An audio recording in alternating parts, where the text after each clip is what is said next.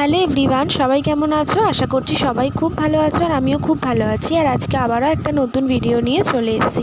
আর আজকে হচ্ছে শুক্রবার আর এখন ঘড়িতে বাজে সকাল প্রায় 7:30 মতন। তো ঘুম থেকে উঠে ফ্রেশ হয়ে নিয়ে আমি এক কাপ চা নিয়ে একটু বারান্দায় এসে দাঁড়িয়েছিলাম। আর সকালবেলার দিকটা না বারান্দায় দাঁড়িয়ে থাকতে বেশ ভালো লাগে। চারিদিকের পরিবেশটা এত সুন্দর লাগে, একটু ওয়েদারটাও ঠান্ডা ঠান্ডা থাকে। আর এই গাছগুলোতেও দেখলাম আজকে বেশ অনেকগুলো ফুল হয়েছে।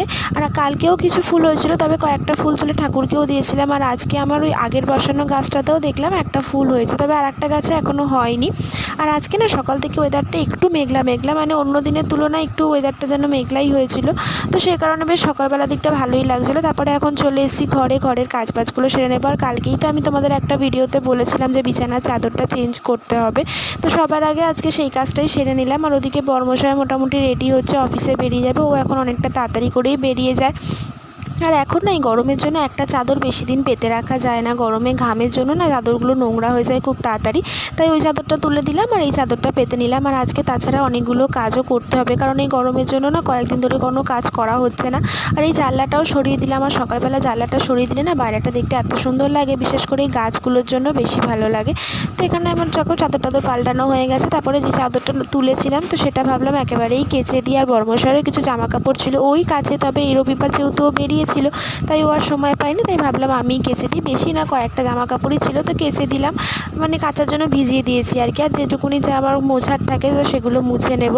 আর আজকে না চাদরটা একটু গরম জল করে ভিজিয়েছিলাম, কারণ একটু গরম জল করে চাদর ভেজালে না শুনেছি চাদর খুব ভালো পরিষ্কার হয়। তো তারপরে চলে এসেছি ঘরটা ঝাড় দিয়ে নেবার। আজকে তখন বেলার দিকে প্রচণ্ড গরম লাগছিল, আমি তো পুরো ঘেমে স্নান করে গেছিলাম। তো যাই হোক কাজবাজগুলো তাড়াতাড়ি করে সেরে নিয়ে চেষ্টা করব সমস্ত কিছু করে নেওয়ার। তো এখানে চলে এসেছি, এখন জামা কাপড়গুলো কেচে নেব। চাদরটা ততক্ষণ ভিজছিল, গরম জলে যেহেতু দিয়েছিলাম তো তাই চাদরটা একটু পরেই কেচেছিলাম।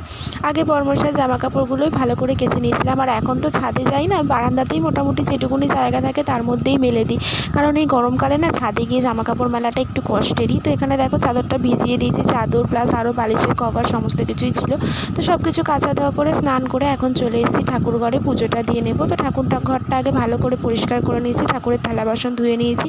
আর কিছুটা তো ফুল ছিলই, আর আমি না যতই ফুল থাক তবুও গাছে ফুল হলে সেখান থেকে অন্তত একটা দুটো ফুল নিয়ে গিয়ে ঠাকুরকে দিই। আসলে সত্যি কথা বলতে আমার এই গাছগুলো সেই কারণেই বসানো, কারণ আগে তো সবসময়ের জন্য ফুল থাকতো না, তাই ভেবেছিলাম যে ফুল গাছ বসাবো, সেখানে ফুল হলে ঠাকুরের পায়ে দেবো। তো সেই কারণেই এখান থেকে দুটো ফুল তুলে নিলাম শুধুমাত্র শিব ঠাকুরের জন্য। তো এখানে ফুলটা তুলে দেখো আমার এখানে সুন্দর করে ঠাকুরকে সাজিয়ে গুছিয়ে পুজো দেওয়া হয়ে গেছে। তারপরে যে জামা কাপড়গুলো কাচা হয়েছিল সেগুলো সমস্ত কিছু বারান্দায় মেলে দিয়েছি, জন্য না বারান্দাটাও আজকে একদমই অন্ধকার হয়ে গেছে।